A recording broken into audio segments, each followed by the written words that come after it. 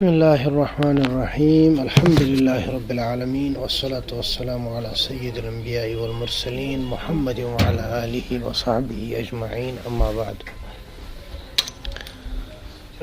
قال الله تبارك وتعالى في القرآن المجيد والفرقان الحميد فأعوذ بالله من الشيطان الرجيم بسم الله الرحمن الرحيم والوالدات يرضعن أولادهن حولين كاملين لمن أراد أن يتم الرضاعة وعلى المولود له رزقهن وكسوتهن بالمعروف لا تكلف نفس إلا وسعها لا تضار والدة بولدها ولا مولود له بولده وعلى الوارث مثل ذلك فإن أرادا فصالا عن تراض منهما وتشاور فلا جناح عليهما وإن أردتم أن تسترضعوا أولادكم فلا جناح عليكم إذا سلمتم ما آتيتم بالمعروف واتقوا الله واعلموا أن الله بما تعملون بصير صدق الله مولانا العظيم وصدق رسوله النبي الكريم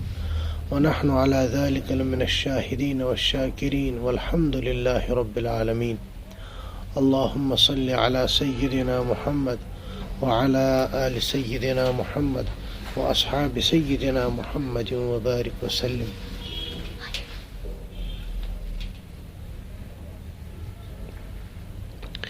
محترم سامعین کرام اور طلباء اعزام، آج اصل تو تیسرا پارہ ہے، البتہ دوسرے پارے کی کچھ صفحے رہ گئی تھی، کچھ باتیں اس میں. تو دوسرے پارے میں سورہ بقرہ کی آیت نمبر 233، وہاں سے آج تھوڑا سا ذکر کیا جائے گا. یہاں پہ اللہ تبارک و تعالیٰ نے بچوں کے حقوق کا ذکر فرمایا ہے کہ جب کوئی بچہ پیدا ہو جائے تو اس کا بھی حق ہے، اس کے جو والدین ہیں ان کو اس کی تربیت کرنی ہے، صحیح طریقے سے دودھ پلانا ہے، اور پھر اس کے بعد یہ باقی جو مراحل ہیں. یہ دودھ جو ہے مکمل 2 سال تک پلایا جائے گا، 2 سال تک دودھ پلایا جائے گا. 2 سال کے بعد دودھ نہیں پلا سکتے. تو یاد رکھنا چاہیے 2 سال تک دودھ پلانے کی اجازت ہے، 2 سال کے بعد دودھ پلانا جائز نہیں ہے. بہت سارے لوگ 2 سال کے بعد بھی بچوں کو دودھ پلاتے ہیں، کوئی 2.5 سال، کوئی 3 سال، کوئی اس سے بھی زیادہ. یہ بالکل ناجائز ہے اور حرام ہے، اللہ بچائے. یعنی بچپن سے ہی آپ بچے کو ناجائز چیز کھلا رہے ہیں. تو اس لیے 2 سال ہو گئے تو کوشش کریں کہ 2 سال سے پہلے ہی آہستہ آہستہ دودھ چھڑانے کی کوشش کی جائے، تاکہ 2 سال مکمل ہونے پہ مکمل دودھ چھوڑ دیا جائے. ابھی جب دودھ پلایا جائے گا تو پلائے گی تو ماں، اور خرچہ وغیرہ سارا جو ہے وہ اس کا والد برداشت کرے گا. اب اگر خدا نخواستہ کبھی طلاق کی نوبت آئی، طلاق ہو گئی اور اب بچہ ہے اور بچہ چھوٹا ہے، تو اس صورت میں بھی ماں کو حق ہے کہ وہ ماں دودھ پلائے گی، اور اس کا جو بھی خرچہ ہوگا وہ والد صاحب اس کے پورے کریں گے. قرآن نے فرمایا وَعَلَى الْمَوْلُودِ لَهُ رِزْقُهُنَّ وَكِسْوَتُهُنَّ بِالْمَعْرُوفِ. مولود لہو یعنی جس کا بچہ ہے. آخر بچہ جو ہے والد صاحب کا ہی ہوتا ہے، تو بچہ جس کا ہے یعنی والد صاحب اسی کے ذمے ہے دودھ پلانے والوں کا کھانا پینا، اور اسی طرح سے ان کا کپڑا وغیرہ سب کچھ، اور وہ اپنی حیثیت کے مطابق خرچ کرے گا. یعنی کہ والدہ نے زیادہ مطالبہ کیا نہیں، فرمایا لا تضار والدۃ بولدها ولا مولود له بولده. نہ تو ماں کا نقصان کیا جائے گا اور نہ ہی والد کا نقصان، بلکہ آپس میں مشاورت سے برابر سرابر کر کے وہ جتنا والد صاحب کی حیثیت ہے اسی کے مطابق خرچ کیا جائے گا. اس کے بعد اگلی آیات میں اللہ تبارک و تعالیٰ نے عدت کا ذکر کیا. اس کا ذکر میں نے پہلے ہی کیا تھا.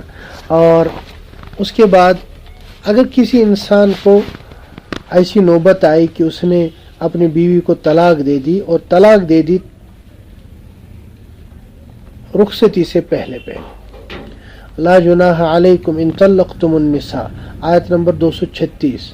मालम तमस्सुहुन्ना औ तफरिज़ू लहुन्ना फरीज़ा। कभी ऐसा होता है कि इंसान ने तलाक दे दी निकाह हो के ही और रुखसती से पहले पहले, तो उस सूरत में याद रखना चाहिए, देखिए अगर रुखसती हो चुकी है तो औरत को पूरा महर मिलेगा, और अगर रुखसती नहीं हुई है तो फिर निस्फ महर मिलेगा। अगर रुखसती नहीं हुई है तो निस्फ महर मिलेगा। और अगर इन्होंने महर ही मुतय्यन नहीं किया था, कुछ अगर महर नहीं मुतय्यन किया था तो फिर तो कुछ महर मिलेगा ही नहीं। अलबत्ता मुता यानी मर्द के ज़िम्मे लाजिम है कि वो कुछ कपड़े जोड़े और इसी तरह से बाकी जो चीज़ें हैं वो उस औरत को दे दें। जी आगे फरमाया हाफिज़ू अलस्सलावात वस्सलातुल वुस्ता, आयत नंबर 238, कि नमाजों की मुहाफ़ज़त करो, निगहदाश्त करो, और ख़ास तौर पर बीच वाली नमाज, तमाम नमाजों की पाबंदी और उनकी मुहाफ़ज़त यानी उनकी ऑब्ज़र्वेशन करनी है, ख़ास तौर पर बीच वाली नमाज। ये बीच वाली नमाज कौन है? बहुत सारे मुफस्सिरीन फरमाते हैं फजर की नमाज है, फजर की नमाज, कि उससे पहले 2 नमाजें रात की नमाज है और उसके बाद की 2 नमाजें दिन की नमाज है, ज़ोहर और असर दिन की नमाज, मगरिब और इशा रात की नमाज, तो इसलिए फजर बीच की नमाज। कुछ उन्होंने फरमाया नहीं असर नमाज है। असर नमाज क्यों? फरमाया उससे पहले 2 नमाजें हैं यानी फजर और ज़ोहर, और उसके बाद मगरिब और इशा। तो तकरीबन अक्सर उलमा की राय तो यही है कि सलातुल वुस्ता असर ही है, लेकिन अल्लाह तबारक व तआला ने इसको जो है बिल्कुल पोशीदा रखा, बयान नहीं फरमाया कि कौन सी नमाज है सलातुल वुस्ता। इसमें इशारा है कि कोई भी नमाज हो हर एतबार से वो बीच की नमाज है। चाहे आप मगरिब को ले लो वो भी बीच की नमाज है, आप ज़ोहर को ले लो वो भी एक हिसाब से दरमियान की नमाज है, और इशा भी एक हिसाब से दरमियान की नमाज है। तो बहरहाल कोई भी नमाज है उसकी निगहदाश्त इंसान को करनी चाहिए। वक़ूमू लिल्लाहि क़ानितीन, और अल्लाह के लिए खड़े हो जाओ यानी जब नमाज पढ़नी हो तो खड़े होकर नमाज पढ़नी हो। अगर कभी इंसान को परेशानी लाहिक हो, बीमार हो, तो उस वक़्त इंसान बैठ के भी नमाज पढ़ सकता है। आगे फरमाया फ़इन खिफ्तुम फरिजालन औ रुकबाना, कभी ऐसा होता है जंग की नौबत आ गई या ऐसी हालत है कि आप प्लेन से नहीं उतर सकते, मिसाल प्लेन में तो आप जहाज़ में भी नमाज पढ़ सकते, ट्रेन में आप ट्रेन में भी नमाज पढ़ सकते, गाड़ी में तो उसमें नमाज नहीं पढ़ सकते। यहाँ याद रखना चाहिए कि इंसान चलते चलते नमाज नहीं पढ़ सकता, क्योंकि चलते चलते तो नमाज आएगी ही नहीं। इसी तरह से बस में बैठा है या इसी तरह बाइक पे बैठा है, छोटी गाड़ी पे बैठा है, उसमें भी नमाज नहीं आती। हाँ, जहाज़ में बैठा है तो उसमें नमाज पढ़ सकता है, क्योंकि उसमें मुकम्मल इंसान रुकू सजदे सब कुछ कर सकता है। ट्रेन में बैठा है तो वहाँ भी नमाज पढ़ सकता है, समंदरी जहाज़ में वहाँ भी नमाज पढ़ सकता है। आगे अल्लाह तबारक व तआला ने 2 वाक़यात का तज़किरा फरमाया। यहाँ तक ख़ानदानी मसाइल का ज़िक्र था, अब अल्लाह तबारक व तआला ने उसके बाद सियासी मसाइल उनका ज़िक्र छेड़ दिया। 2 वाक़यात का ज़िक्र फरमाया कि बनी इसराइल के साथ दोनों का ताल्लुक़ है कि एक जमात मौत से बचने की कोशिश कर रही थी, दूसरी जमात भी मौत से बचने की कोशिश कर रही थी, लेकिन अल्लाह ताला ने फरमाया भाई जिसकी मौत आनी है वो तो आएगी। एक इलाके में ताउन पैदा हो गया, ताउन का मतलब वबाई बीमारी, वबाई बीमारी फैल गई, तो लोग वहाँ से निकल गए, हज़ारों की तादाद में निकल गए और सोच रहे थे कि हम यहाँ से निकल जाएंगे तो मौत से बच जाएंगे, लेकिन एक जगह पहुँचे तो अल्लाह तबारक व तआला ने सबको एक साथ मौत दे दी। अलम तरा इलल लदीना खरजू मिन दियारिहिम व हुम उलूफुन हज़रल मौत, आयत नंबर 243 243 में। तो वो मौत से बचते हुए निकले थे, लेकिन अल्लाह ताला ने उनको सबको एक जगह जमा फरमाया, उसके बाद फरमाया मूतू, सब मर जाओ, सब मर गए। सुम्मा अहयाहुम, फिर अल्लाह ताला ने उनको दोबारा जिंदा भी किया। تو مقصود یہ تھا کہ دیکھو یہ زندگی اور موت یہ اللہ کے فیصلے ہیں، اللہ تبارک و تعالیٰ کے اختیار میں، کسی اور کو اس کا اختیار نہیں ہے۔ اسی سے پتہ چلا تعاون والی جگہ جو ہو، تعاون والی جگہ سے انسان نہیں بھاگنا چاہیے۔ یعنی جب کہیں پہ کوئی وبا پھیلتی ہے، عمومی بیماری پھیلتی ہے، انسان کو وہاں سے بھاگنا نہیں چاہیے، اور نہیں انسان کو ایسی جگہ جانا چاہیے جہاں پہ عمومی بیماری پھیلی ہوئی ہو۔ مثال، پچھلے زمانوں میں جب کورونا آیا تو جن علاقوں میں آیا تھا کورونا، وہاں سے کسی کو نکلنا بھی نہیں چاہیے تھا۔ کیوں؟ ممکن ہے کہ وہ انسان وہاں سے نکلتا اور نکلنے کے بعد وہ بچ جاتا تو وہ سوچتا شکر ہے میں بچ گیا۔ کیوں بچ گیا؟ کیونکہ میں وہاں سے بھاگ گیا۔ تو اس کو اللہ تعالیٰ کے بچانے پر ایمان نہیں ہوا، بلکہ وہاں سے نکلنے پر ایمان۔ اسی طرح سے کوئی انسان باہر تھا، اب وہ کورونا والی جگہ میں گیا، اب اس کا انتقال ہو گیا وہاں، اب وہ سوچ رہا ہے یا باقی سوچ رہے دیکھو اگر یہ وہاں نہیں جاتا تو یہ نہیں مرتا، حالانکہ موت تو مقدر تھی، کہیں بھی اس کو ملتی۔ چونکہ اس سے تقدیر پر بڑا اشکال ہو سکتا ہے، اس لیے اجازت نہیں دی گئی کہ جہاں پہ وبائی بیماری پھیلی ہو نہ وہاں جاؤ اور نہ وہاں سے نکلو۔ آگے اللہ تبارک و تعالیٰ نے پھر قتال کا تذکرہ فرمایا، اور اس کے بعد پھر ایک اور جماعت کا تذکرہ فرمایا، حضرت موسیٰ علیہ السلام کا۔ حضرت موسیٰ علیہ السلام کی جو قوم تھی بنی اسرائیل، ان میں حضرت موسیٰ علیہ السلام کے بعد اللہ تبارک و تعالیٰ نے تو حضرت موسیٰ ہی کے زمانے میں فرمایا تھا کہ آپ لوگوں کو یہ جو بستی ہے، اریحہ بستی غالباً تھی، اس کو آزاد کروانا ہے، لیکن انہوں نے اس وقت نہیں مانا۔ اس کا تذکرہ آگے آئے گا۔ انہوں نے اس وقت کہا تھا اذهب انت وربك فقاتل، آپ جاؤ، آپ کا رب جانے، آپ لوگ لڑو، ہم نہیں لڑنے والے، انہا ہنا قاعدون، ہم تو یہیں بیٹھے رہیں گے۔ اس کے بعد ایک زمانے میں جب ان کو پتہ چلا کہ ہم سے بڑی غلطیاں ہوئی، تو انہوں نے اپنے وقت کے پیغمبر سے کہا ابعث لنا ملکا نقاتل فی سبیل اللہ، کہ آپ ہمارے لیے ایک بادشاہ لائے تو ہم جو ہے قتال کریں گے اللہ کی راہ میں۔ تو اللہ کے جو پیغمبر تھے انہوں نے فرمایا اگر اللہ تعالیٰ نے تم پر قتال فرض کیا، کبھی ایسا تو نہیں کہ تم قتال نہیں کرو گے؟ تو انہوں نے کہا نہیں، ہم لازماً قتال کریں گے، ہمارے ساتھ اتنا ظلم ہوا ہے، ہم تو ضرور قتال کریں گے۔ قرآن فرماتا ہے فلما کتب علیہم القتال، جب ان کے اوپر قتال یعنی جہاد فرض کیا گیا، تولوا، سب منہ پھیرنے لگے، الا قلیلا منہم، ہاں البتہ کچھ لوگ تھے ان میں سے، انہوں نے جو ہے مان لیا اور انہوں نے کہا کہ ہم کریں گے۔ اس کا بھی واقعہ اللہ تعالیٰ نے پھر آگے ذکر فرمایا۔ جب اس پیغمبر نے اللہ تعالیٰ سے دعا کی تو اللہ تعالیٰ نے فرمایا فلاں ایک شخص ہے، اس کا نام طالوت ہے، تو فرمایا یہ طالوت جو ہے اس کو ہم بادشاہ بناتے ہیں۔ تو یہ بنی اسرائیل کہنے لگے پھر طالوت کیسے بادشاہ بنے گا؟ کیوں؟ وَنَحْنُ أَحَقُّ بِالْمُلْكِ مِنْهُ، ہم تو زیادہ حقدار ہیں اس سے۔ وَلَمْ يُؤْتَ سَعَةً مِّنَ الْمَالِ، کہا اس کو تو دنیاوی مال و متاع کچھ بھی نہیں اس کے پاس۔ یعنی یہ سوچ رہے تھے کہ ہمارا بادشاہ، ہمارا سردار وہ بن سکتا ہے جس کے پاس پیسے ہو، جس کے پاس مال و دولت ہو۔ اور طالوت جو تھا، طالوت کے پاس یہ دنیاوی مال و متاع نہیں تھا۔ تو اللہ تعالیٰ نے فرمایا کہ ایسا نہیں ہے، بادشاہت کے لیے دو چیزیں چاہیے اور دونوں چیزیں اس کے پاس ہیں۔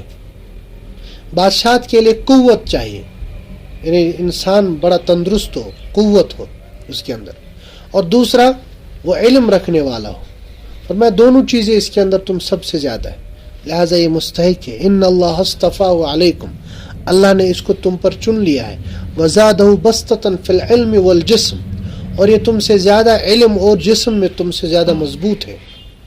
اور اللہ تعالیٰ اپنی بادشاہ جسے چاہتا ہے دے دیتا ہے۔ اس سے پتہ چلا کہ دنیاوی بادشاہت، دنیاوی اس کے لیے مال و دولت اور اللہ تعالیٰ کے قرب کے لیے مال و دولت اس کی کوئی حیثیت نہیں ہے۔ ہاں بس انسان کے اندر وہ صفات ہوں جو اللہ تبارک و تعالیٰ کو پسند ہے۔ تو بہرحال انہوں نے پھر بھی کہا کہ بھئی ایسا کیسے ہو سکتا ہے، چلو علامت کوئی بتا دو۔ جب انہوں نے علامت چاہی تو اللہ تعالیٰ نے فرمایا علامت یہ ہے کہ تمہارا ایک تابوت، جس کو تابوت سکینہ کہا جاتا ہے، ایک صندوق، اس کے اندر کچھ چیزیں تھیں. اس کے اندر کیا چیزیں تھیں؟ اس کے اندر حضرت موسیٰ علیہ السلام کے زمانے کے وہ جو من و سلوہ نازل ہوا تھا وہ چیزیں اس کے اندر تھیں. اسی طرح سے حضرت موسیٰ اور حضرت ہارون باقی پیغمبروں کے کچھ باقیات تھے. عصا تھا، انگوٹھی تھی، اسی طرح سے کچھ امامہ وغیرہ، یہ سب چیزیں تھیں. اس میں ایک صندوق ہوتا تھا، اس کے اندر یہ رکھا جاتا تھا. یہ جو صندوق تھا یہ بنی اسرائیل کے پاس جب تک تھا تب تک ان کے اندر برکتیں تھیں، تب تک ان کے اندر اللہ تبارک و تعالیٰ نے ان کو فتوحات عطا کی تھی. تو ایک زمانے میں ایک دشمن ملک جو تھا یا دشمن قوم عمالقہ، انہوں نے ان سے وہ چھین لیا. جب ان سے وہ چھین لیا اب یہ ہمیشہ کے لیے مغلوب ہو گئے، اب یہ پریشان ہو گئے، اب یہ لڑ نہیں پاتے تھے. تو اللہ تبارک و تعالیٰ نے فرمایا یہ جو طالوت ہے، یہ طالوت کو بادشاہ بنا رہا ہوں، اور اس کی علامت یہ ہے کہ تمہارا وہ جو تابوت ہے وہ پھر سے واپس آئے گا. اور ہوا بھی ایسا. جس علاقے میں وہ تابوت رکھا ہوا تھا قوم عمالقہ کے یہاں، وہاں ایک وبا پھیلی، اور وبا جب پھوٹی وہاں، اب کسی نے ان سے کہا کہ بھائی یہ جو تمہارے یہاں تابوت رکھا ہوا ہے یہ سب اسی کی نحوست ہے، اس کو نکالو تم ٹھیک ہو جاؤ. تو انہوں نے جو ہے وہ ایک گھوڑا گاڑی کے اوپر سوار کر دیا اور اس کو ہنکا دیا. اللہ تعالیٰ نے اس کے پیچھے فرشتے لگا دیے، ان فرشتوں نے وہ برابر حضرت طالوت کے دروازے پر لا کے چھوڑ دیا. تو حضرت طالوت نے کہا بھائی لے لو، یہ تابوت سکینہ آ گیا. قرآن نے کہا ہے ان یأتیکم التابوت فیہ سکینۃ من ربکم وبقیۃ مما ترک آل موسیٰ وآل ہارون تحملہ الملائکہ. فرشتے اس کو لے کر آئیں گے. جی اس سے پتہ چلتا ہے، اسی طرح قرآن پاک کی اور بھی بہت ساری آیتیں ہیں، ان سے پتہ چلتا ہے کہ بہت ساری چیزوں میں برکت ہوتی ہے، تبرک ہوتا ہے. بہت ساری چیزیں ایسی ہوتی ہیں جن میں اللہ تبارک و تعالیٰ نے برکت رکھی ہوتی ہے، جس کو ہم کشمیری میں کہتے ہیں تبرک، اصل میں تبرک. تو تبرک یعنی برکت حاصل کرنا کسی چیز سے، بہت ساری چیزوں میں ہوتی ہے. چنانچہ حدیثوں میں آتا ہے، بخاری شریف کی روایت ہے، رسول اللہ صلی اللہ علیہ وسلم کے منہ مبارک، ان میں بھی بڑی برکتیں تھیں. بخاری شریف میں ہے کہ جب رسول اللہ صلی اللہ علیہ وسلم نے حج فرمایا تو حج کے بعد جب حلق کروایا تو یہ منہ مبارک تقسیم کرے صحابہ کے درمیان. آپ دیکھتے ہیں ہر جگہ نا منہ مبارک، بہت سارے، ہمارے یہاں بھی بہت ساری جگہوں پہ تو یہ منہ مبارک حضور پاک صلی اللہ علیہ وسلم نے خود تقسیم کروائے تھے صحابہ کے ہاتھوں. بخاری شریف کی روایت ہے. اور پھر یہ تبرکات صحابہ کے پاس تھے. کچھ صحابہ نے تو اپنے ساتھ ان کو وصیت کی کہ جب میرا انتقال ہو تو میرے ساتھ ان کو دفن کرنا. کچھ صحابہ نے پھر آگے تقسیم کیے. ان میں سے ایک تبرک تھا حضرت ام سلیم کے پاس. ان کے پاس تبرک ایک رکھا ہوا تھا، جب بھی کوئی بیمار ہو جاتا تھا، کبھی بیمار ہو جاتا تھا، کوئی بیمار پڑتا تھا، تو وہ ایک چھوٹی سی نلکی ہوتی تھی، اس کے اندر وہ ڈال دیتے تھے منہ مبارک، رسول اللہ صلی اللہ علیہ وسلم کا منہ مبارک، اس کے اندر پھر پانی ڈالتی تھی، پھر اس کو تھوڑا چھوک دیتی تھی اور اس کے بعد اس بیمار کو پلا دیتی تھی، وہ ٹھیک ہو جاتا تھا.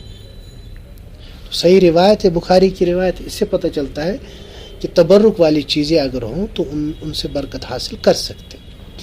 البتہ شرط یہ ہے کہ انسان ایک تو اس کو مؤثر نہ سمجھے، یہ نہ سمجھے کہ اسی سے ہوگا تو صرف اللہ تعالیٰ کی چاہنے سے، اللہ تعالیٰ کی ذات سے. البتہ اللہ تعالیٰ نے ان میں تاثیر رکھی ہے، ان میں تاثیر ڈالنے والا اللہ ہے. اور دوسرا جو بھی تبرک ہوگا، کسی بھی چیز کا تبرک، جیسے موئے مبارک ہے، عصا مبارک ہے، دستار مبارک ہے، کوئی بھی چیز، اس کے لیے سب سے اہم چیز ہے سند ہونا. سند ہے باضابطہ، جس کے پاس وہ چیز ہے تبرک، وہاں سے لے کر اس شخصیت تک جس شخصیت کی وہ چیز ہے. اگر سند ہے تو ہم مانیں گے، سند نہیں ہے تو خاموش رہا جائے گا. سند ہے تو اس کا اعتبار ہوگا. بہرحال اب جب طالوت کے پاس وہ یہ آ گیا تو انہوں نے فرمایا کہ چلو بھائی اب ہم لڑنے چلتے ہیں. تو سب نے کہا ٹھیک ہے ہم چلیں گے. تو حضرت طالوت نے فرمایا کہ آگے ایک نہر آنے والی ہے، اس نہر میں امتحان ہوگا کہ کون کون انسان ہمارے ساتھ لڑ سکتا ہے، کون ہمارے ساتھ لڑنے کے قابل نہیں ہے۔ تو انہوں نے کہا ٹھیک ہے۔ آگے جب چلے ایک نہر آ گئی تو حضرت طالوت نے اعلان کیا کہ بھائی اس سے آپ پانی نہیں پی سکتے، ہاں بہت پیاس لگی ہے تو تھوڑا سا پی سکتے ہو، زیادہ نہیں۔ تو کچھ لوگوں نے کہا یار فی الحال پانی پیتے بعد میں دیکھتے۔ تو اکثر جو لوگ تھے فشربوا منہ الا قلیلا منہ، اکثر لوگوں نے تو پانی پی لیا، کچھ لوگوں نے تھوڑا سا پی لیا اور چلے گئے۔ جب آگے پہنچے، آگے جنہوں نے پانی پیا تھا زیادہ پانی، وہ سب بیٹھنے لگے، کہا ہم نہیں چل سکتے۔ لا طاقت لنا اليوم بجالوت وجنودہ، کہا آج ہم نہیں لڑ سکتے۔ سامنے جو لشکر تھا اس کا جو بادشاہ تھا اس کا نام تھا جالوت، اور ادھر سے جو تھا اس کا نام تھا طالوت، طا سے۔ تو طالوت نام رکھ سکتے، بہت نیک صالح بادشاہ تھے، جالوت نہیں رکھ سکتے، جالوت فرعون کی طرح تھا، یعنی ادھر سے ظالم بادشاہ تھا۔ تو اب چھوٹی سی جماعت ہے، اللہ تبارک و تعالیٰ نے ان کو فتح دے دی۔ ہوا کیا، یہ جو چھوٹی سی جماعت تھی ان میں حضرت سیدنا داؤد علیہ السلام بھی تھے، بچے تھے ابھی وہ۔ تو جو جالوت آیا تھا وہاں سے پورا اوپر سے نیچے تک وہ نا لوہے سے بند تھا، صرف اس کی آنکھیں دکھ رہی تھی۔ تو حضرت داؤد جو تھے وہ طالوت کے لشکر میں تھے، تو انہوں نے وہ بچے چلاتے نا اس طرح، کیا کہتے وہ لانچر چلاتے ہیں نا، وہ سامنے پتھر رکھ کے گلیل نا، لیکن وہ پہلے زمانے کا گلیل، آج تو اس طرح کا گلیل ہوتا ہے، پہلے یوں چلاتے تھے۔ تو وہی گلیل انہوں نے چلایا تو وہ پتھر اٹھ کے اس جالوت کے آنکھ پہ چلا گیا اور فوراً وہ پڑ گیا۔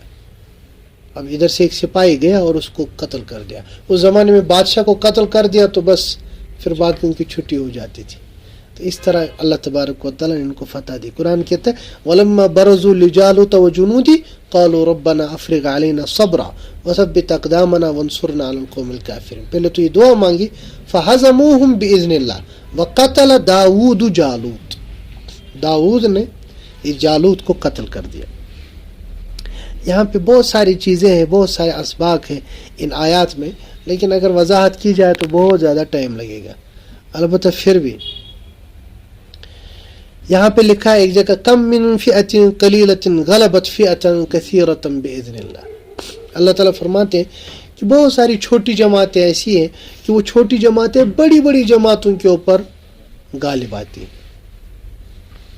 اللہ تعالیٰ کے یہاں طاقت اور تعداد کا کوئی اعتبار نہیں، طاقت اور تعداد کا کوئی اعتبار نہیں، ہاں ہمت ہونی چاہیے، ایمان ہونا چاہیے مضبوط، تو اللہ تبارک و تعالیٰ جو ہے اللہ تبارک و تعالیٰ نصرت عطا فرماتے ہیں۔ اس کی کئی مثالیں ہیں، بدر کی مثال ہے، ایک طرف سے 313 ہے اور ان کے پاس کچھ بھی نہیں ہے، ڈنڈے لے کے نکلے تھے صحابہ، اکثر کے پاس ڈنڈے تھے، بس 20 اور کچھ لوگوں کے پاس یہ تھے گھوڑے، تلواریں 6 یا کچھ تھی بس۔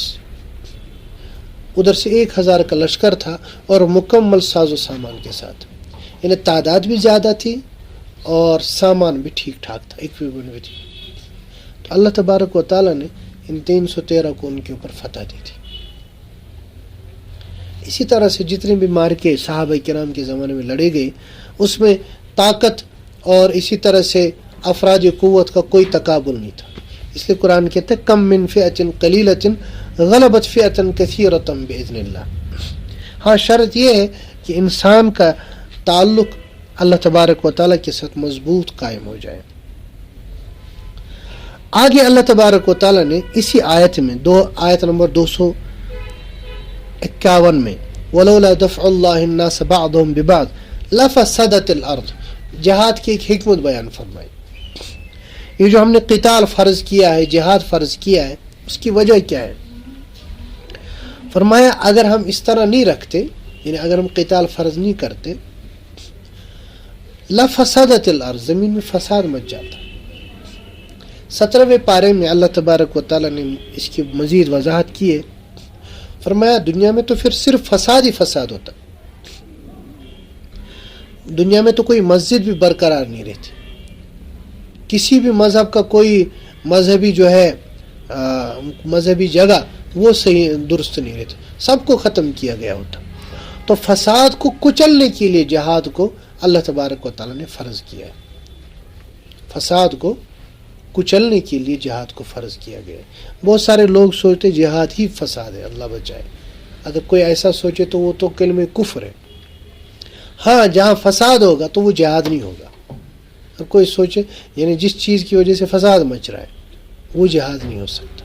ہاں جہاں جہاں فساد ہے اس کا کلا کما کرنے کے لیے اللہ تعالیٰ نے جہاد کو فرض کیا ہے. اس آیت میں اللہ تعالیٰ نے اس کی طرف اشارہ فرمایا. آخری آیت جو سورہ یعنی سیقول کی ہے اس میں اللہ تبارک و تعالیٰ نے رسول اللہ صلی اللہ علیہ وسلم کی رسالت کا تذکرہ کیا، اور اس کے بعد جو تیسرا پارہ شروع ہوتا ہے اس میں پیغمبروں کا تذکرہ ہے، تفصیل کے ساتھ تذکرہ ہے. اور فرمایا کچھ پیغمبر ایسے ہیں جن کو ہم نے فضیلت دی تھی بعض پر. تلک الرسل فضلنا بعضهم على بعض. پیغمبر تو پیغمبری میں سب برابر ہوتے ہیں، البتہ اللہ تبارک و تعالیٰ نے ان میں پھر ایک دوسرے پر دوسروں کو فضیلت دی ہوتی. چنانچہ آپ نے سنا ہوگا کہ پیغمبروں کی تعداد 1,24,000 ہے. ایک حدیث آتا ہے رسول اللہ صلی اللہ علیہ وسلم نے فرمایا کم و بیش 1,24,000 پیغمبر ہیں. ان میں سے 310 یا 315 جو ہے وہ رسول ہے، وہ خاص ہے. اور ان میں سے بھی پھر کچھ اولو العزم پیغمبر ہے، اولو العزم من الرسل قرآن نے ان کو کہا ہے. جیسے ان میں حضرت موسیٰ ہے، موسیٰ کو کلیم اللہ بنایا. حضرت عیسیٰ ہے، عیسیٰ کو روح اللہ بنایا. حضرت ابراہیم ہے خلیل اللہ، حضرت اسماعیل ہے ذبیح اللہ، حضرت آدم ہے صفی اللہ. تو یہ سب ہے جن کو اللہ تبارک و تعالیٰ نے خصوصیت عطا فرمائی.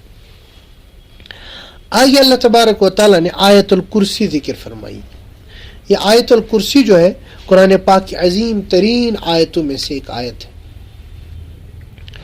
اور اس آیت میں اللہ تبارک و تعالیٰ نے اپنی وحدانیت کو، اپنی ربوبیت کو اور اسی طرح سے اپنی الوہیت کو الگ الگ طریقے سے ذکر فرمایا. چنانچہ اس میں اللہ تبارک و تعالیٰ نے صراحتاً بھی اپنے ناموں کو ذکر کیا ہے، اشاروں میں بھی ذکر فرمایا ہے. یہ جو آیت الکرسی ہے اس کو سب سے بڑی آیت یعنی عظمت کے اعتبار سے کہا جاتا ہے. آیت الکرسی بہت سارے فضائل ہیں اس کے. جو انسان یہ آیت الکرسی پڑھتا ہے تو اللہ تبارک و تعالیٰ ہر قسم کے شریروں سے اس کی حفاظت فرماتے ہیں. خاص طور پر جو خبیث جنات وغیرہ ہوتے ہیں ان سے بچاؤ کے لیے بھی بڑی اکسیر ہے. آپ نے وہ حدیث سنی ہوگی کہ ایک صحابی تھے، وہ گلے کی حفاظت کر رہے تھے، یعنی ان کے پاس کچھ کھانے پینے کی چیزیں تھی، اس کی حفاظت کے لیے بیت المال کا تھا. ایک رات ایک شخص آیا چوری کرنے لگا تو انہوں نے ان کو پکڑا. اس نے منت سماجت کی یار مجھے چھوڑ دو، میں آئندہ نہیں آؤں گا. انہوں نے چھوڑ دیا. اگلے دن پھر اس کو پکڑا، پھر آیا اگلے دن تو پھر پکڑا. تیسرے دن پھر وہ آیا، پھر حضرت وہ صحابی غالباً حضرت ابو ہریرہ رضی اللہ تعالیٰ ان نے پکڑا. پکڑنے کے بعد اس نے کہا دیکھو آئندہ میں کبھی نہیں آؤں گا لیکن آج مجھے چھوڑ دو. اس نے کہا ایسے نہیں چھوڑ سکتا. کہا چلو میں آپ کو ایک چیز بتاتا ہوں، وہ یہ ہے کہ آیت الکرسی جو قرآن پاک کی ہے وہ تم پڑھا کرو، پھر کوئی چور شور نہیں آئے گا. تو انہوں نے کہا ٹھیک ہے. انہوں نے چھوڑ دیا ان کو. اگلے دن رسول اللہ صلی اللہ علیہ وسلم کے پاس گئے تو انہوں نے فرمایا کہ وہ تھا تو جھوٹا لیکن بات سچی بولی ہے، سچ کہی ہے. فَإِنَّ الْكَذُوبَ قَدْ يَصْدُقُ. کبھی کبھی جھوٹا بندہ بھی سچ بات کہہ دیتا ہے. تو یہ شیطان تھا، ابلیس تھا. تو ابلیس نے کہا کہ آئندہ کوئی شیطان اور اسی طرح جن وغیرہ تمہیں پریشان نہیں کرے گا، تم آیت الکرسی شام کو پڑھا کرو. تو بہت سارے ہوتے ہیں خاص طور پر خواتین اور بچے وہ ڈرتے ہیں صبح شام، تو ان کو چاہیے صبح شام کثرت سے آیت الکرسی پڑھا کریں، اور جتنا زیادہ انسان پڑھے گا اتنے زیادہ فضائل. آگے فرمایا لا اکراہ فی الدین قد تبین الرشد من الغی. دین میں کوئی زبردستی نہیں ہے. قد تبین الرشد من الغی. اچھا یہ کل بھی آ گیا تھا مضمون کہ دین اختیار کرنے میں کوئی زبردستی نہیں. دیکھیں اسلام کو قبول کرنے میں آپ پر کوئی زبردستی نہیں ہے. ہاں اسلام قبول کریں گے اس کے بعد اندر کے جو احکام ہیں وہ تو ماننے پڑیں گے. آگے اللہ تبارک و تعالی نے دو واقعات کا بلکہ 3 واقعات کا تذکرہ فرمایا. ایک واقعہ تو حضرت ابراہیم کا ہے، اس کے بعد حضرت عزیر کا ہے، اس کے بعد پھر سے حضرت ابراہیم کا ہے. حضرت ابراہیم کے زمانے میں بادشاہ ایک تھا، اس کا نام تھا نمرود. یہ جو نمرود تھا بڑا ظالم بادشاہ تھا، اور اس نے الوہیت کا دعویٰ کیا، یعنی نعوذ باللہ اللہ ہونے کا دعویٰ کیا، جس طرح فرعون نے کیا تھا. تو حضرت ابراہیم علیہ السلام جو ہے ان کے پاس چلے گئے اور ان سے انہوں نے ڈیبیٹ کی، مناظرہ کیا. الم تر الی الذی حاج ابراہیم فی ربہ ان آتاہ اللہ الملک، آیت نمبر 258. کیا تم نہیں دیکھتے اس کو کہ حضرت ابراہیم نے ان سے رب کے بارے میں مناظرہ کیا، اللہ نے ان کو بادشاہ دی تھی، تو وہ کہتا تھا کہ میں ہی رب ہوں، نعوذ باللہ. حضرت ابراہیم نے کہا نہیں، رب تو وہ ہے جو یحیی و یمیت، جو زندہ کرتا ہے اور مارتا ہے. اس نے کہا میں بھی زندہ کرتا ہوں، بیوقوف تھا، کہ میں بھی زندہ کرتا ہوں، میں بھی مارتا ہوں. اور دلیل یہ دی، قید خانے میں 2 ملزم تھے، مجرم تھے. ان مجرموں کو بلایا، ایک مجرم کی کل چھٹی ہونے والی تھی اور دوسرے کی پھانسی تھی طے، یعنی اس کو سزائے موت تھی. تو سزائے موت والے کو چھوڑ دیا اور جس کو کل چھوٹنا تھا اس کو قتل کر دیا. تو حضرت ابراہیم تو سمجھ گئے یہ بیوقوف سا ہے. حضرت ابراہیم نے فوراً فرمایا میرا اللہ وہ ہے یأتی بالشمس من المشرق، وہ سورج کو صبح طلوع کرتا ہے کہاں سے؟ مشرق سے، ایسٹ سے. فأت بها من المغرب، اگر تو خدا ہے اس کو مغرب سے لیا، یعنی سن رائز ہوتا ہے ایسٹ سے، تو ویسٹ سے کر کے دکھا. قرآن کہتا ہے فبہت الذی کفر، یہ جو کافر تھا یہ مبہوت ہو کے رہ گیا. تو دلیل مضبوط ہو اور صحیح طریقے سے بتائی جائے تو بڑے سے بڑے لوگ جو ہے اس وقت مبہوت ہو جاتے. تو اس سے پتہ چلتا ہے کہ ڈیبیٹ کرنا کوئی مسئلہ نہیں ہے، کوئی غلط نہیں ہے، البتہ اس کے آداب ہوتے ہیں. ڈیبیٹ غیر مسلموں کے ساتھ بھی کیا جا سکتا ہے، اور غلط قسم کے جو نظریات رکھنے والے لوگ ہیں ان کے ساتھ بھی کیا جا سکتا ہے، البتہ اس کے لیے آداب ہے. یہاں آپ دیکھیں حضرت سیدنا ابراہیم علیہ السلام نے وقت کے ظالم ترین بادشاہ کے ساتھ مناظرہ کیا، لیکن کوئی لڑائی کا تذکرہ نہیں ہے، جھگڑے کا تذکرہ نہیں ہے، آپس میں گالم گلوچ کا تذکرہ نہیں ہے. ہاں آداب کی رعایت کے ساتھ کیا جائے.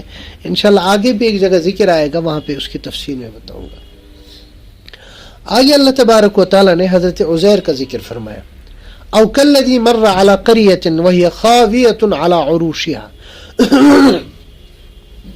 حضرت عزیر ایک جگہ جا رہے تھے، انہوں نے دیکھا ایک بستی جو ہے وہ ٹوٹی پھوٹی ہے، پوری بستی گر پڑی ہے. اور حضرت عزیر کے دل میں خیال آیا انا یحیی ہذہ اللہ، اللہ تعالیٰ اس کو کیسے زندہ فرمائیں گے. یہ ان کو اعتراض نہیں تھا، اعتراض نہیں ہوا، بلکہ انہوں نے سوچا کہ مشاہدہ کروں کیسے، یعنی اللہ تعالیٰ اس کو کیسے زندہ کریں گے. اللہ تعالیٰ نے فرمایا ٹھیک ہے. فاماتہ اللہ 100 عام، اللہ تعالیٰ نے ان کو سلا دیا، ان کو موت دے دی 100 سال تک. یعنی حضرت عزیر خود 100 سال کے لیے وہ سو گئے، 100 سال کے لیے سمجھو مر گئے. ثم بعثہ، پھر اللہ تبارک و تعالیٰ ان کو زندہ کیا. اور پھر پوچھا کم لبثت، تم کتنی دیر سوتے رہے؟ تو انہوں نے کہا لبثت یوما او بعض یوم، ایک دن یا آدھا دن. انہوں نے کہا ایک دن ہوا ہوگا یا آدھا دن، حالانکہ ہوا کتنا تھا؟ 100 سال. اللہ تعالیٰ نے فرمایا کہ 100 سال ہوئے ہیں، اب دیکھو تمہارا کھانا پینا جو ساتھ میں تھا، اسی طرح سے تمہاری سواری ساتھ میں تھی، اس کی طرف بھی دیکھو. تو ہم نے دیکھا کھانا پینا بالکل ٹھیک ٹھاک تھا. کھانا پینا جو تھا حالانکہ ختم کیا ہونا چاہیے کھانا، لیکن وہ بالکل ٹھیک ٹھاک تھا. اور جو سواری تھی، گدھا تھا، سواری تھی، وہ مر چکا تھا. حالانکہ وہ زندہ رہ سکتا تھا کچھ ٹائم، لیکن اللہ تعالیٰ نے اس کو موت دی تھی. اور پھر فرمایا کہ دیکھو اب میں کیسے اس کو یعنی اس کو زندہ کرتا ہوں. فرمایا وانظر الی العظام، اب ہڈیوں کی طرف دیکھو، کیف ننشزها، ہم ان ہڈیوں کو آپس میں کیسے ملاتے، کیسے جمع کرتے. ثم نکسوها لحما، پھر ان ہڈیوں کو ان کے اوپر ہم گوشت کیسے چڑھاتے. تو اللہ تبارک و تعالیٰ نے حکم دیا، وہ ہڈیاں آپس میں جمع ہو گئی، جمع ہونے کے بعد گوشت چڑھا، اس کے بعد ٹھیک ٹھاک سواری پیدا بن گئی، اور اس کے بعد جو ہے اس کے اندر روح بھی پھونک دی. یہ واقعہ ہے. اس کے بعد ایک اور واقعہ ہے، وہ بھی احیاء بعد الموت کا ہے، یعنی موت کے بعد زندہ کرنے کے اوپر ہے. وہ ہے اس کے بعد والی آیت 260 میں، اذ قال ابراہیم رب ارینی کیف تحیی الموتى. یہ تقریباً سورہ بقرہ میں 5 واقعات ہیں جو اللہ تبارک و تعالی نے مرنے کے بعد دوبارہ زندہ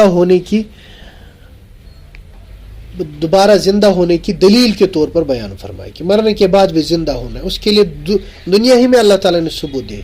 ایک تو وہ گائے کا واقعہ تھا، وہ جو گائے کا تذکرہ تھا، اور اس کے بعد دوسرا ایک تذکرہ تھا، وہ حضرت موسیٰ علیہ السلام کے ساتھ وہ گئے تھے، اللہ تعالیٰ نے ان کو فوراً موت دی، پھر موت کے بعد ان کو زندہ کیا جو نہیں مانتے تھے. تیسرا واقعہ تھا ابھی جو طاعون کے ڈر سے نکلے تھے، پھر ان کو اللہ تبارک و تعالیٰ نے ایک ساتھ تقریباً 10,000 لوگ تھے، ایک ساتھ ان کو موت دے دی، اور موت کے بعد پھر ان کو زندہ کیا. اور چوتھا واقعہ حضرت عزیر کا، حضرت عزیر کو 100 سال کے لیے موت دے دی، پھر ان کو زندہ کیا. اور 5واں واقعہ حضرت ابراہیم کا. حضرت ابراہیم نے عرض کیا، یا اللہ میں بھی دیکھنا چاہتا ہوں کیف تحیی الموتى، آپ مردوں کو زندہ کیسے کرتے. حضرت اللہ جل شانہ نے فرمایا اولم تؤمن، کیا آپ کو ایمان نہیں ہے؟ انہوں نے فرمایا بلا، ایمان تو ہے، ولکن لیطمئن قلبی، لیکن یہ تو غائب پہ ایمان ہے نا، ہمارا ایمان ہے غائب پہ. اللہ تعالیٰ زندہ کرتے ہیں لیکن ہم نے خود سے نہیں دیکھا. حضرت ابراہیم نے فرمایا ایمان تو ہے، البتہ میں چاہتا ہوں مشاہدہ کرو، یعنی خود آنکھوں سے دیکھو. جب کوئی چیز انسان آنکھوں سے دیکھتا ہے تو ایمان بڑھ جاتا ہے. تو فرمایا اس سے دل میرا مطمئن ہوگا اور زیادہ اطمینان بڑھے گا.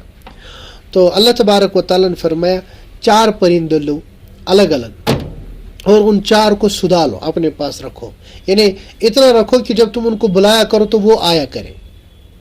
آپ جیسے مرغے کو پالتے ہو، بہت دنوں تک جب پالو گے پھر اس کو بلاؤ گے وہ آئے گا. اسی طرح سے خرگوش، مرغا، یہ سب چیزیں 4 جانور انہوں نے لیے، اور اس کے بعد ان کو پالنے لگے، ان کو سدایا. سدانے کے بعد اللہ تعالیٰ نے فرمایا اب دیکھو کیا کرو، اب ان کو ذبح کرو. ذبح کرنے کے بعد ان میں سے ہر ایک کا گوشت آپس میں ملا لو، بلکہ بعض روایت سے پتہ چلتا ان کو کوٹو. کوٹنے کے بعد اب یعنی اس کو میش کرو. اب یہ سب الگ جو 4 جانور تھے یا 4 پرندے تھے ان کو آپ نے ایک ساتھ ذبح کیا، ان کے پار بکھیر دیے الگ، اور ان کا گوشت بھی ملا دیا. اس کے بعد فرمایا 4 پہاڑیوں کے اوپر ان کو ڈال دو، مکسچر، اس کا یہاں پہ یہاں پہ یہاں پہ یہاں پہ، 4 کا مکسچر. اس کے بعد اللہ تعالیٰ نے فرمایا ثم ادعوہن، اب ان کو بلاؤ. حضرت ابراہیم نے بلایا جیسے وہ بلاتے تھے.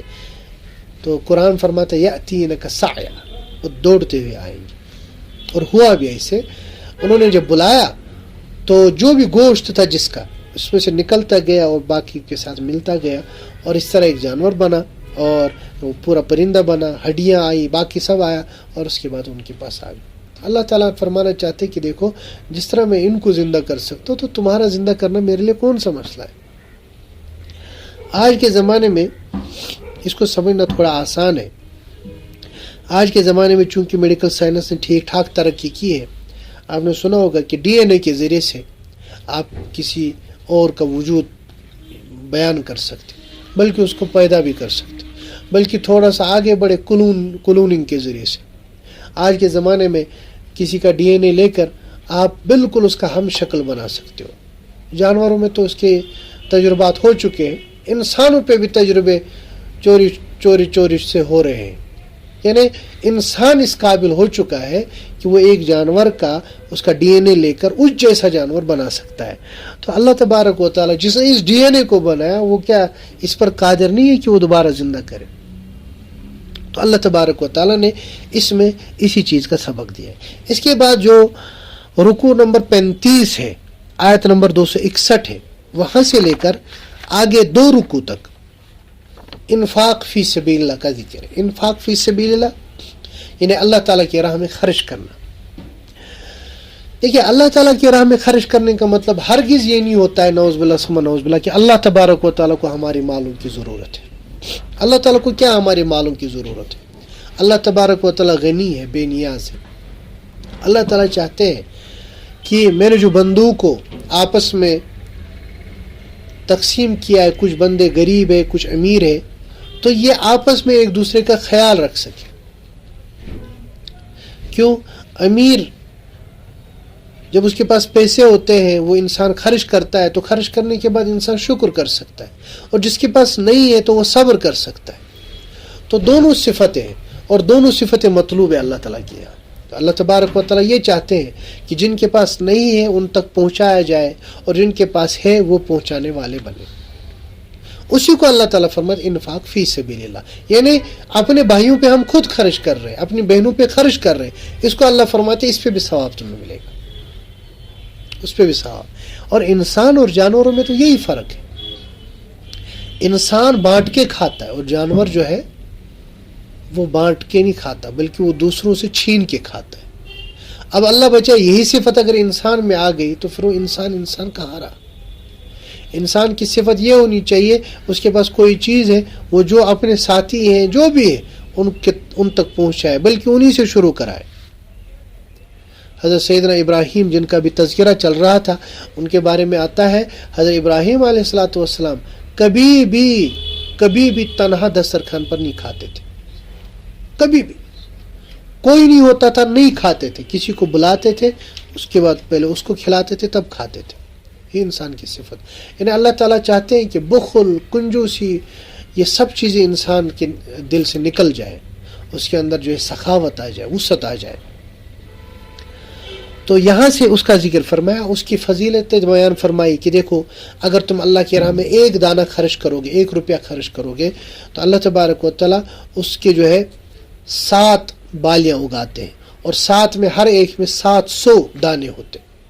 جیسے آپ نے شالی کے 7 دانے بوئے تو اس میں 7 چھوٹے چھوٹے پودے نکلیں گے، اور 7 پودوں میں پھر 100 دانے ہوتے ہیں.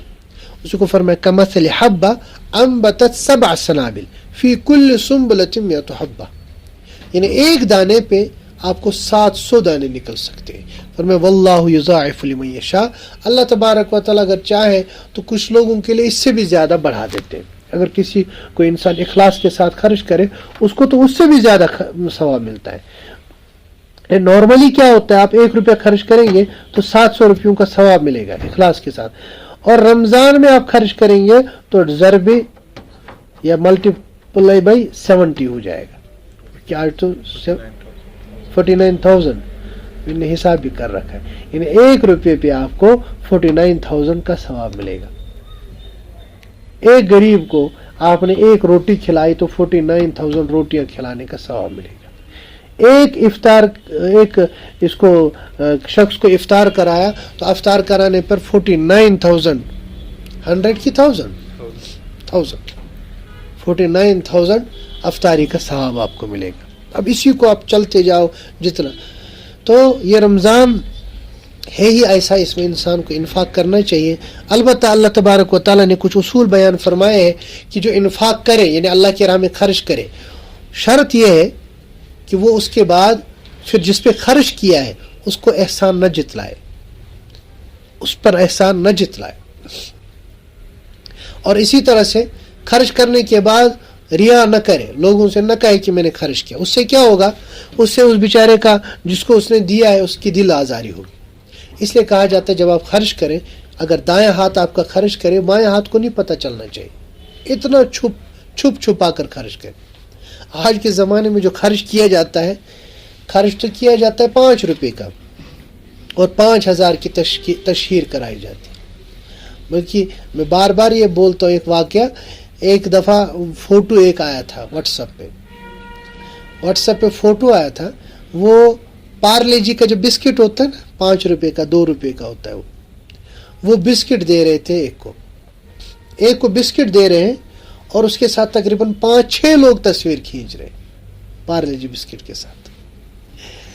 تو آج کے زمانے میں یہی ہوتا ہے.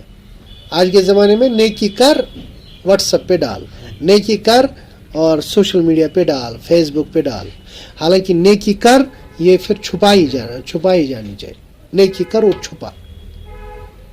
انسان اندر سے جو ہے سمندر ہو لیکن باہر کسی کو احساس نہ ہو.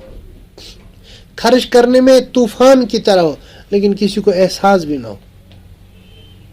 اسی طرح سے باقی چیزیں جو بھی اللہ تعالیٰ نے کمالات انسان کو دیے ان کا اظہار نہیں ہونا چاہیے بلکہ چھپاؤ. جتنا انسان چھپائے گا اتنا اللہ تبارک و تعالیٰ اس کو اور بڑھا دیتا ہے.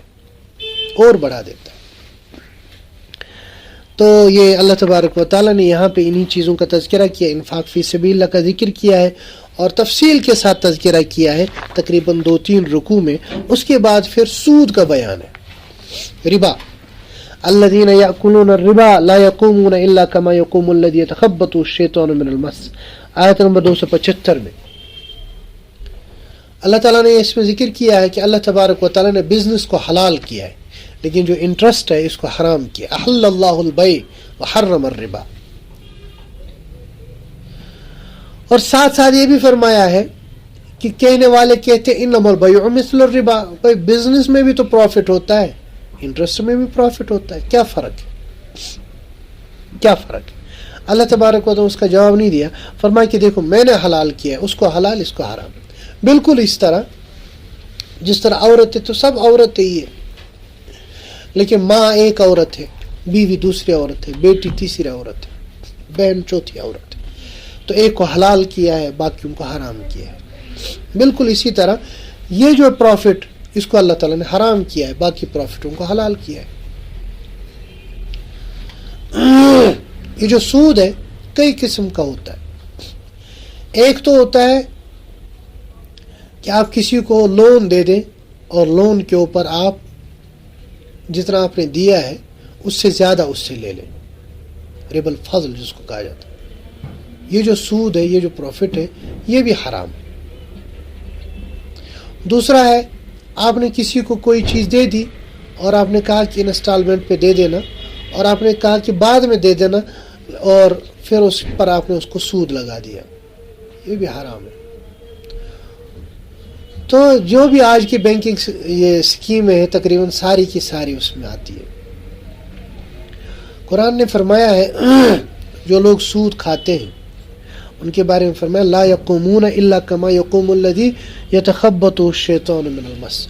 ان کی حالت یہ ہوگی جس طرح کسی کو تصرف ہوتا ہے نا، کشمیری میں تصرف، جن سوار ہوتا ہے. اب جس پہ جن سوار ہوگا اس کی حالت کیا ہوتی ہے؟ فرمایا بالکل ایسی حالت ہوگی قیامت کے دن اس کی. یعنی جس کو تصرف ہوگا وہ ہوش میں ہی نہیں ہوتا ہے. اللہ بچائے، بالکل اسی طرح کی حالت ہوگی اس کی، سود خار کی. بڑی سخت وعیدیں ہیں قرآن پاک میں، اور رسول اللہ صلی اللہ علیہ وسلم نے اپنے ارشادات میں فرمایا، ایک سخت وعید بیان فرمائی کہ 1 درہم سود کا، 1 درہم انٹرسٹ کا، اللہ بچائے اپنی والدہ کے ساتھ 36 مرتبہ زنا کرنے سے بھی بدتر ہے. اس طرح کی. اور آگے فرمایا یمحق اللہ الربا، اللہ تبارک و تعالیٰ سود کو ختم کر دیتا ہے، مٹا دیتا ہے. بعض لوگ سوچتے ہیں ہم انٹرسٹ کماتے ہیں، بڑھتے ہیں دن بدن، لیکن یہ نہیں پتا کہ اللہ تعالیٰ کیسے ان کو پھر کولیپس کر دیتے، سارا ان کا بزنس چوپٹ ہو جاتا ہے. ایک حدیث میں الربا وان کثر فان عاقبته تصير الى قل، اگر آپ کو دکھے انٹرسٹ بہت زیادہ بھی، یعنی اگر آپ کو ربا دکھے بہت زیادہ ہے، دن بدن بڑھ رہا ہے، میرا بزنس بڑھ رہا ہے کیونکہ سودی کاروبار ہے، یاد رکھنا چاہیے انجام یہ ہوگا کہ آپ تنگ دست ہو جائیں گے، فقیر ہو جائیں گے آپ. تو اس لیے انسان یہ نہ سوچے کہ فی الحال مجھے فائدہ ہے، نہیں، یہ دیکھے کہ آخر میں کیا ہوگا. آگے اللہ تبارک و تعالیٰ نے بڑی زبردست وعید فرمائی فَإِن لَمْ تَفْعَلُوا فَأْذَنُوا بِحَرْبٍ مِّنَ اللَّهِ وَرَسُولِهِ، اگر تم سود نہیں چھوڑتے تو اللہ اور اللہ کے رسول کا تمہارے ساتھ اعلان جنگ ہے.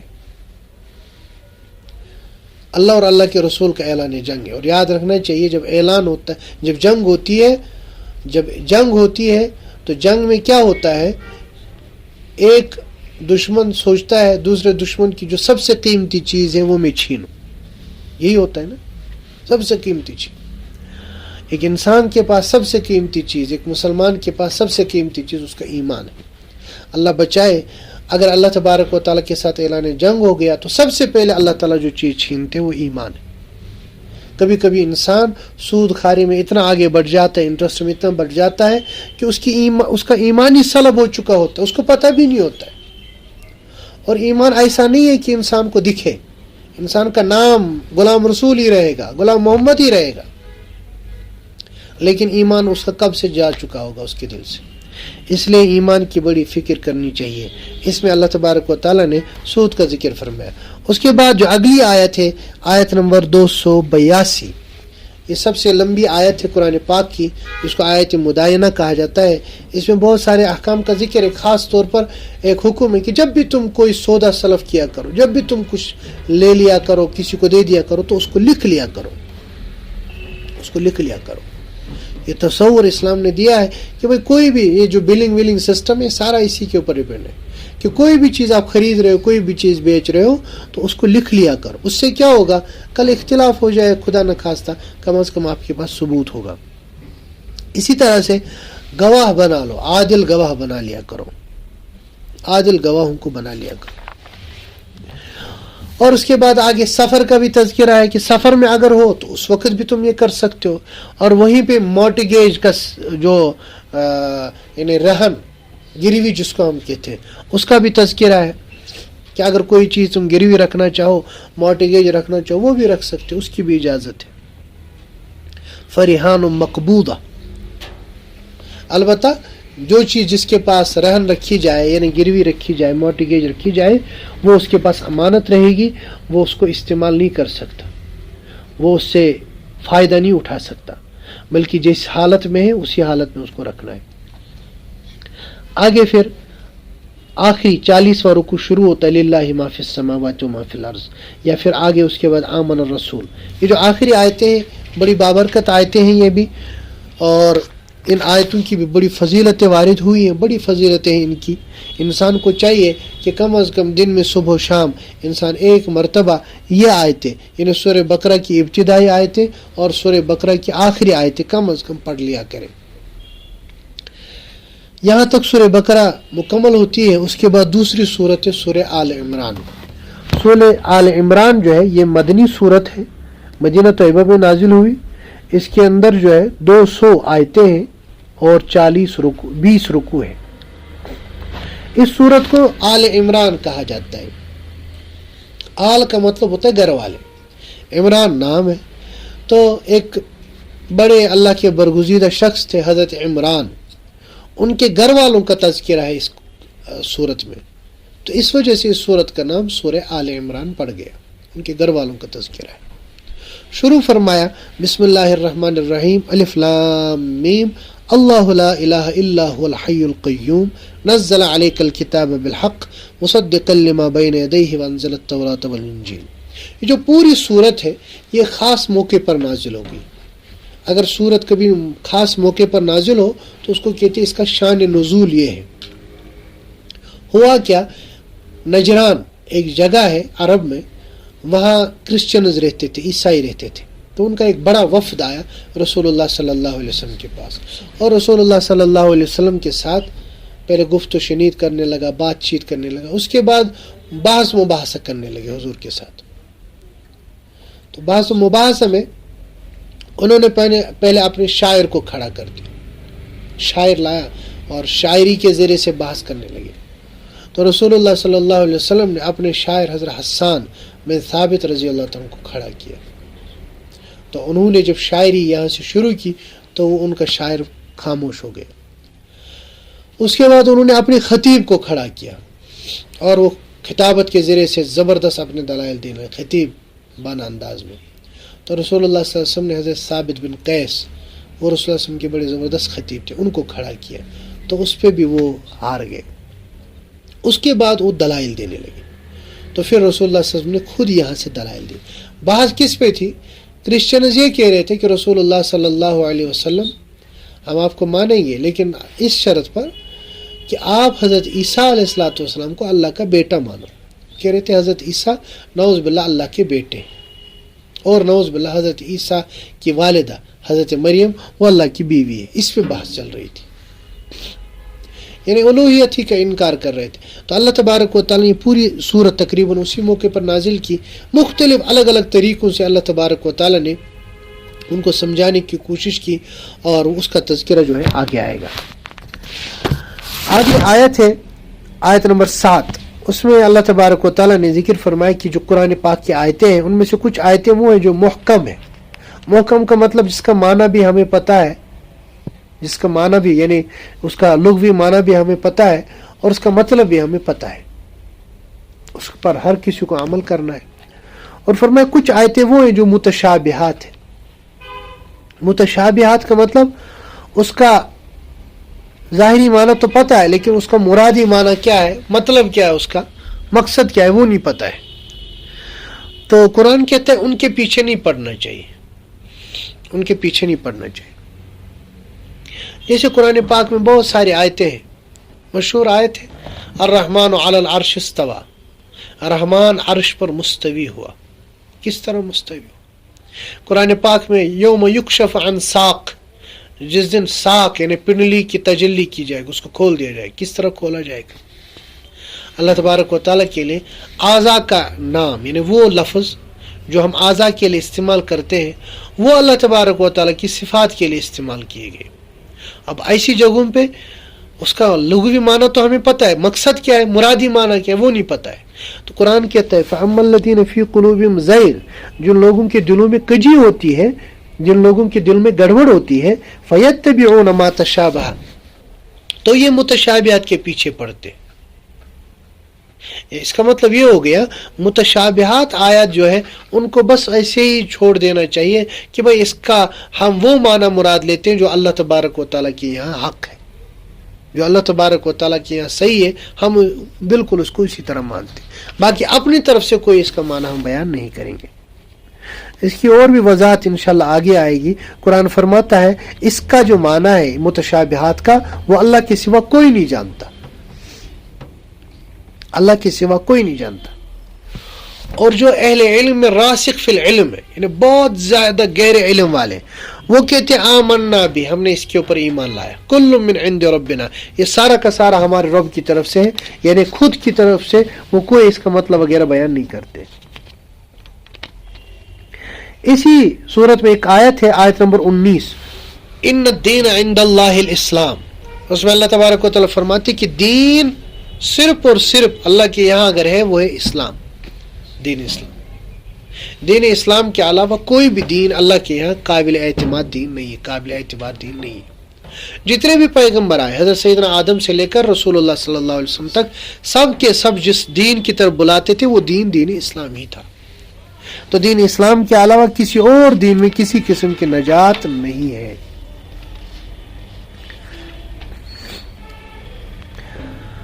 آگے آیت نمبر 31 میں اللہ تبارک و تعالیٰ نے اپنی محبت اور اطاعت کا ذکر فرمایا قل ان کنتم تحبون اللہ فاتبعونی یحببکم اللہ ویغفر لکم ذنوبکم، کہ اگر تم چاہتے ہو، اگر تم اللہ سے محبت کرتے ہو تو میری اتباع کرو، یعنی رسول اللہ صلی اللہ علیہ وسلم کی. کیوں رسول اللہ صلی اللہ علیہ وسلم کی اتباع کرو گے تو اللہ تعالیٰ تم سے محبت کرنے لگیں گے اور تمہارے گناہوں کو بھی بخش دیں گے. اس کا مطلب یہ ہے کہ اللہ کی محبت کے لیے لازم ہے اتباع رسول اللہ صلی اللہ علیہ وسلم، کیونکہ اتباع رسول اللہ ہی در حقیقت اتباع اللہ جل شانہ ہے. آگے پھر اللہ تبارک و تعالیٰ نے 3 عجیب و غریب واقعات کا ذکر کیا ہے. ابھی ہے ٹائم پر 3 عجیب و غریب واقعات کا ذکر کیا ہے.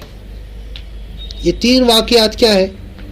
2 تو ہے ہی عجیب لیکن تیسرا اس سے بھی بڑھ کر عجیب ہے. ایک ہے حضرت عمران جن کا یہ تذکرہ ہے. حضرت عمران جو تھے ان کو کوئی بچہ ان کا نہیں ہوتا تھا، تو ان کی اہلیہ، یہ جو حضرت عمران تھے یہ مسجد اقصیٰ کے امام تھے، مسجد اقصیٰ جو ہے اس کے امام تھے. تو حضرت عمران جو تھے ان کی اہلیہ نے نظر مان لی. انہوں نے کہا یا اللہ اگر آپ نے مجھے بچہ عطا کیا، اگر آپ نے مجھے بچہ عطا فرمایا تو میں اس کو آپ کے لیے آزاد رکھوں گی. انی نذرت لک ما فی بطنی محررا، یعنی اس کو میں آزاد، کیا مطلب اس کو میں دین کے لیے قربان کر دوں گی، مجھے اس سے کچھ نہیں کرنا، پورا دین کے لیے قربان ہے. تو اللہ تبارک و تعالیٰ کا کرنا، حالانکہ بڑھاپے کی عمر کو پہنچے تھے لیکن اللہ تعالیٰ نے بچہ عطا فرمایا. اب جب بچہ پیدا ہو گیا تو وہ بچی، وہ لڑکا نہیں بلکہ لڑکی، اب جب لڑکی آئی تو حضرت، ان کا نام تھا حضرت حنہ، حضرت حنہ کہنے لگی رب انی وضعتها انثى، یا اللہ یہ تو بچی ہے اور میں نے تو کہا تھا لڑکا، یہ تو بچی ہے۔ اللہ تعالیٰ نے فرمایا وَلَيْسَ الذَّكَرُ كَالْأُنثَى، یہ ایسی بچی ہے کہ لڑکا بھی اس جیسا نہیں ہو سکتا، ایسی بچی ہے۔ تو پھر اس کے بعد انہوں نے کہا انی سمیتها مریم وانی اعیدها بک وذریتها من الشیطان الرجیم، اس کا نام انہوں نے مریم رکھا۔ تو حضرت مریم علیہ السلام جو مشہور ہے وہ انہی کی بیٹی ہے، یعنی حضرت عمران اور حضرت حنہ کی بیٹی ہے۔ تو ایک واقعہ تو یہ ہے، بڑھاپے میں ان کو بچہ پیدا ہو گیا۔ اب انہوں نے کہا کہ اب اس کو کیا کریں، اس کو تو ہم نے نظر پہلے سے مان لی ہے، ہم اس کو اللہ کے لیے وقف کر دیں گے، اللہ کے دین کے لیے اس کو جو ہے یہ کر دیں گے۔ تو اسی دوران حضرت عمران یعنی ان کے والد کا انتقال ہو چکا تھا، انہوں نے سوچا کہ ان کو اب دینا پڑے گا مسجد اقصیٰ میں۔ جب وہاں چلی گئی تو جتنے بھی وہاں کے امام حضرات تھے، جتنے بھی وہاں کے وہ بڑے نیک لوگ تھے، انہوں نے سب نے کہا ہم اس کی پرورش کریں گے، سب نے کہا ہم پرورش کریں گے۔ تو حضرت زکریا علیہ السلام نے کہا نہیں میں پرورش کروں گا۔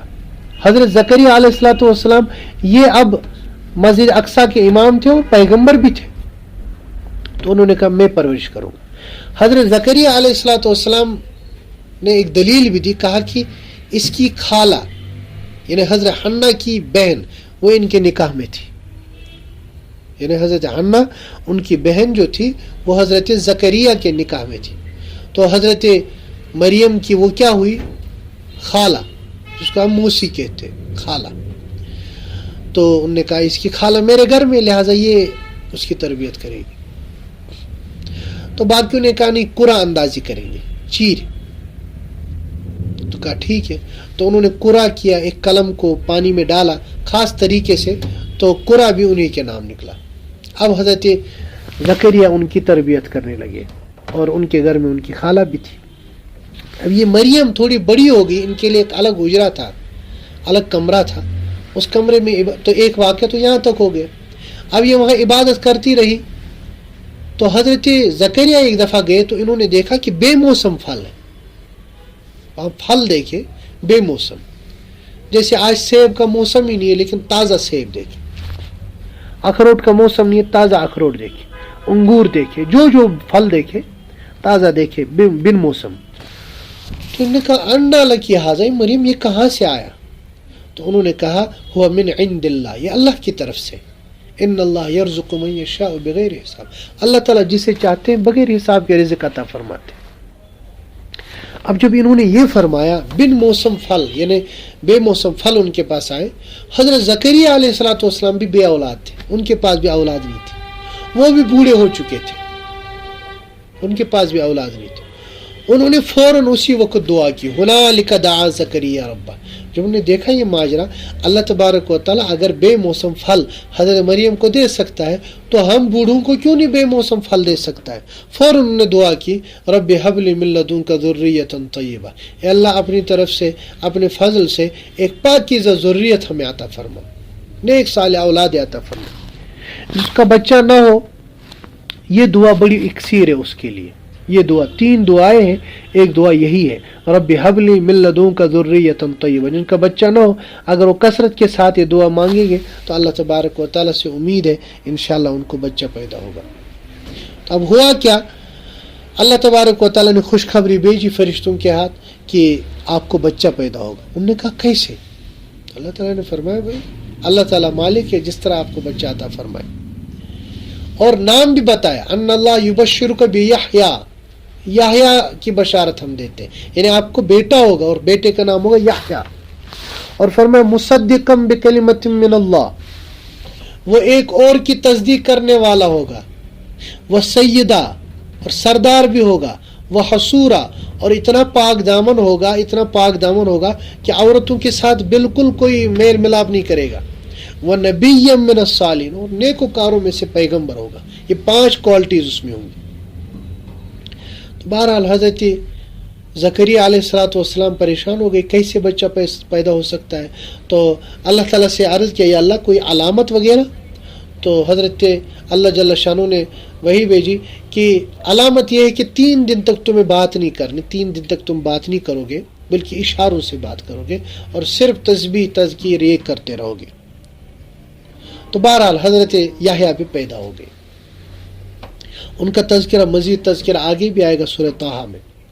تو یہ دوسرا، یعنی ان کو بھی اللہ تبارک و تعالیٰ نے بالکل بے موسم بچہ عطا فرمایا، ایسے وقت میں، بڑھاپے میں، بلکہ وہاں پہ تو فرمایا انی وہن العظم منی واشتعل الراس شیبا، یعنی میری ہڈیوں کا جو گودا ہے وہ بھی سوکھ چکا ہے، اور اسی طرح سے جو بال ہے وہ بھی پک چکے، سفید ہو چکے، کیسے بچہ ہوگا؟ لیکن اللہ تبارک و تعالیٰ قادر ہے، اللہ تعالیٰ نے ان کو بچہ عطا فرمایا۔ اس کے بعد تیسرا واقعہ حضرت مریم کا۔ حضرت مریم علیہ الصلوۃ والسلام یہ بن نکاح تھی، ایک دفعہ جا رہی تھی تو حضرت جبرائیل آئے۔ حضرت جبرائیل آئے تو حضرت جبرائیل کے ذریعے سے اللہ تبارک و تعالیٰ نے خوشخبری بھیجی کہ آپ کو بچہ ہوگا۔ نے کہا کیسے بچہ ہوگا؟ کہا بس بغیر شادی کے تم سے بچہ ہوگا۔ وہ کیسے؟ جب اللہ تبارک و تعالیٰ حضرت آدم کو بن ماں باپ کے پیدا کر سکتے ہیں تو ایک بچے کو بن باپ کی کیوں نہیں پیدا کر سکتے؟ یہ سارا معجزہ ہے۔ معجزہ کا مطلب یہ ہوتا ہے عام طور پر عادتاً جو چیزیں ہو نہیں سکتی وہ اگر ہو جائے۔ تو بہرحال اللہ تبارک و تعالیٰ نے حضرت مریم علیہ الصلوۃ والسلام کو حضرت عیسیٰ علیہ الصلوۃ والسلام کی بشارت عطا فرمائی، اور حضرت عیسیٰ علیہ الصلوۃ والسلام کو اللہ تبارک و تعالیٰ نے بڑی خصوصیت عطا فرمائی۔ ان کا ذکر بھی اسی صورت میں اگلی آیات میں اللہ تعالیٰ نے بیان فرمایا ہے۔ بڑی بڑی خصوصیتیں ان کو ذکر، چونکہ آگے بھی یہ آئیں گی یہ چیزیں، اس لیے وہاں پہ انشاءاللہ اس کا ذکر کریں گے۔ تو حضرت مریم علیہ الصلوۃ والسلام سے حضرت عیسیٰ علیہ الصلوۃ والسلام بن باپ کے پیدا ہو گئے۔ یاد رکھنا چاہیے اہل السنہ والجماعت کا یہ عقیدہ ہے کہ حضرت سیدنا عیسیٰ علیہ الصلوۃ والسلام بن باپ کے پیدا ہو گئے اور 33 سال تک تقریباً وہ دنیا میں رہے۔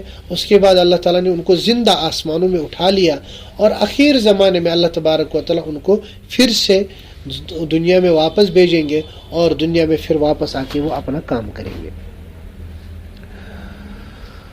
تو حضرت عیسیٰ علیہ الصلوۃ والسلام کا بھی اس میں تفصیل کے ساتھ تذکرہ ہے۔ بس جی یہیں تک، اللہ تعالیٰ نے چاہا انشاءاللہ آگے اس کے بعد کنٹینیو کریں گے۔ اللہ تعالیٰ کہنے سننے سے زیادہ عمل کی توفیق عطا فرمائے۔ وآخر دعوانا الحمدللہ۔